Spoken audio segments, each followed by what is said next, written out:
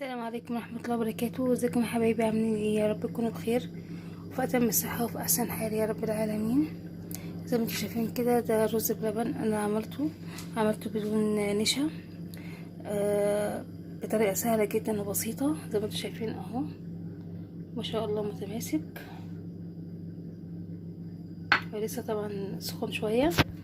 تمام، عملته بالطريقة المعتادة بس من غير نشا حبايبي. اللي هو ايه بقى، جبت شوية رز، ما كتروش الرز، كيلو من اللبن، وطبعا وسكر، ورز، شوية رز صغيرين.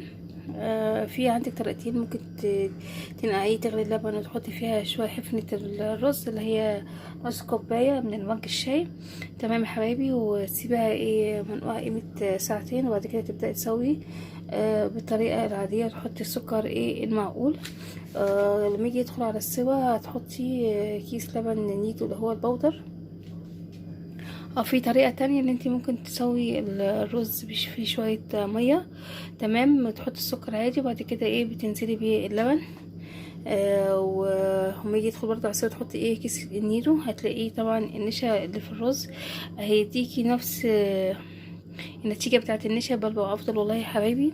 انا عملت معاكم قبل كده على القناة. انا برضه حبيت ان انا اديكوا المعلومة. طريقة سهلة جدا وبسيطة، والطعم جميل. طبعا المكسرات طبعا لما صبرت اسيبها بتاع ربع ساعة. وبعد كده نزلت بالمكسرات. اي مكسرات بقى دي حاجة ذوقية منك انتي. انا نزلت بشوية جوز الهند مع زبيب. وعندك فول سوداني مفيش مشكلة، عندك لوز، اي حاجة. دي حاجة التزيين، ده حاجة دي ترجعلك. جربوه بالطريقة دي حبيبي والله مش هتندموا.